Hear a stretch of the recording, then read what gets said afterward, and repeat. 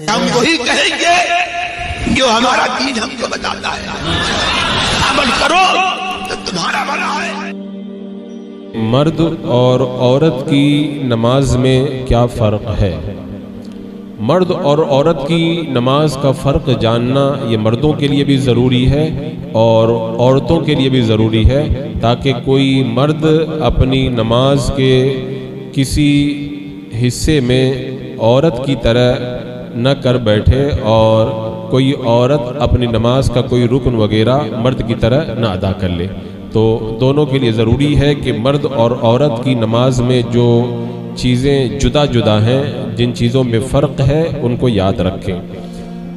تو اس حوالے سے فقہاء کرام نے جو تفصیلات بیان فرمائی ہیں، ان میں غور کرنے سے یہ پتہ چلتا ہے کہ مرد اور عورت کی نماز میں کئی طریقے سے فرق ہے۔ سب سے پہلے تکبیر تحریمہ، یعنی نماز شروع کرتے وقت میں اللہ اکبر کہہ کر کے جو ہاتھ باندھے جاتے ہیں، تکبیر تحریمہ کہی جاتی ہے، اس میں بھی فرق ہے۔ مرد اپنی ہتھیلیاں تکبیر تحریمہ کے وقت آستین کے باہر رکھے، اور عورت کے لیے حکم یہ ہے کہ وہ ہتھیلیاں آستین یا چادر کے اندر رکھے۔ دوسرا فرق یہ ہے کہ مرد دونوں ہاتھ کانوں تک اٹھائے اور عورت دونوں ہاتھ صرف مونڈوں تک اٹھائے، کانوں تک نہ اٹھائے۔ اس کے بعد میں تیسرا فرق یہ ہے کہ مرد اپنے ہاتھوں کو ناف کے نیچے باندھے اور عورت اپنے ہاتھ پستان یعنی چھاتی کے نیچے باندھے۔ چوتھا فرق یہ ہے کہ مرد جب ناف کے نیچے اپنے ہاتھ باندھے تو دائیں ہاتھ کی ہتھیلی بائیں ہاتھ کی ہتھیلی کے جوڑ پر رکھے اور چھنگلیاں اور انگوٹھا کلائی کے اگل بغل میں رکھے اور بیچ کی انگلیاں بائیں ہاتھ کی کلائی کی پشت پر رکھے، یعنی یہ جو جوڑ ہے اس پر ہتھیلی رکھے اور یہ تین انگلیاں یہ اوپر رکھے اور دو انگلیاں یہ دائیں بائیں اگل بغل رہے۔ یہ مرد کے لیے حکم ہے، اور عورت کے لیے حکم یہ ہے کہ بائیں ہاتھ کی ہتھیلی کو پستان کے نیچے رکھے اور دائیں ہاتھ کی ہتھیلی اس کی پشت پر رکھے۔ فرق سمجھے کہ مرد تو تین انگلیاں اوپر رکھتا ہے اور دو انگلیاں دائیں بائیں کرتا ہے، ہاتھ کی ہتھیلی کے جوڑ پر جو ہے وہ اپنی دائیں ہاتھ کی ہتھیلی بائیں ہاتھ کی ہتھیلی کے اوپر رکھتا، جوڑ پر رکھتا ہے، لیکن عورت کے لیے ایسا حکم نہیں ہے۔ عورت صرف بائیں ہاتھ کی ہتھیلی کو پستان کے نیچے رکھ دے اور دائیں ہاتھ کی ہتھیلی اس کے پشت کے اوپر ایسے رکھ دے۔ تو یہ چوتھا فرق ہے۔ پانچواں فرق یہ ہے کہ رکوع میں مرد پورا جھکے، اس طرح کہ پیٹھ خوب بچھائے کہ اگر پانی کا پیالہ پیٹھ پر رکھ دیا جائے تو ٹھہر جائے، اور عورت اتنا جھکے کہ ہاتھ گھٹنوں تک پہنچ جائے، یعنی مرد کی طرح پوری نہ جھکے بلکہ اتنا جھکے کہ ہاتھ گھٹنوں تک پہنچ جائے۔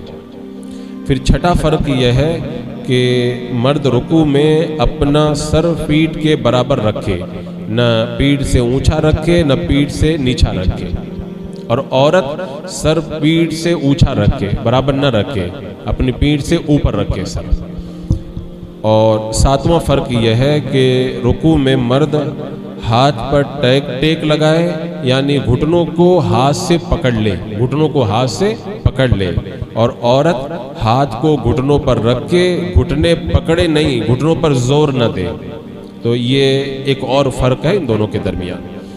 آٹھواں فرق یہ ہے کہ مرد رکوع میں گھٹنوں پر ہاتھ رکھے تو انگلیاں خوب کھلی ہوئی ہوں، انگلیاں کھلی ہوئی رکھے، کشادہ رکھے، اور عورت انگلیاں کھلی ہوئی نہ رکھے۔ رکوع میں عورت جب اپنا ہاتھ گھٹنوں پر رکھے تو انگلیاں کھلی نہ ہوں بلکہ آپس میں ملی ہوئی ہوں۔ نواں فرق یہ ہے کہ مرد رکوع میں ٹانگیں نہ جھکائے بلکہ ٹانگیں بالکل سیدھی رکھے، اور عورت رکوع میں ٹانگیں جھکی ہوئی رکھے، بالکل مردوں کی طرح سیدھی نہ رکھے۔ پھر 10واں فرق یہ ہے کہ مرد جب سجدہ کرے تو پھیل کر کشادہ ہو کر کے سجدہ کرے، اور عورت سجدہ کرے تو سمٹ کر کے سجدہ کرے، کیونکہ عورت کے لیے پردے کا حکم ہے تو وہ سمٹ کر کے سجدہ کرے۔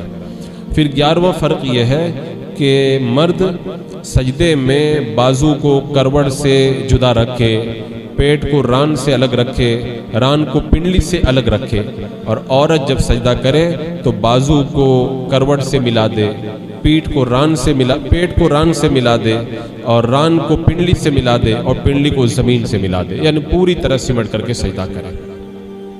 پھر 12واں فرق یہ ہے کہ سجدے میں مرد کلائیاں اور کوہنیاں زمین پر نہ بچھائے، بلکہ ہتھیلی زمین پر رکھ کر کلائیاں اور کوہنیاں اوپر اٹھائے رکھے، زمین پر ہاتھ نہ بچھائے۔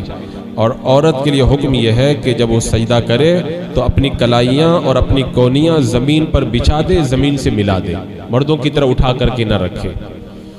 اور پھر 13واں فرق یہ ہے کہ جب اتحیات میں بیٹھے تو مرد بایاں قدم بچھا کر اس پر بیٹھے اور دایاں قدم کھڑا رکھ کے، اور تمام انگلیاں پاؤں کی قبلہ کی طرف ہو، اور عورت کیا کرے، دونوں پاؤں دائنی طرف نکال دے اور بائیں سرین کے بل زمین پر بیٹھ جائے، بائیں سرین کی بل زمین پر بیٹھ جائے۔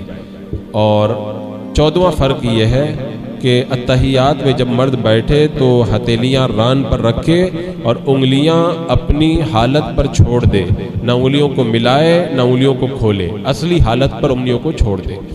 اور عورت کے لیے حکم یہ ہے کہ ہتھیلیاں اتحیات میں جب بیٹھے تو ران پر رکھے اور انگلیاں ملا کر کے رکھے۔ یہ جو موٹے موٹے 14 فرق ہیں ان کو میں نے آپ کے سامنے رکھا۔ تو مرد اور عورت کو چاہیے کہ اپنی نماز میں جو ارکان وغیرہ ادا کرے، رکوع سجدہ وغیرہ ادا کرے، تو ان چیزوں کا خیال رکھے تاکہ نماز صحیح طریقے سے ادا ہو پائے۔ واللہ تعالی اعلم۔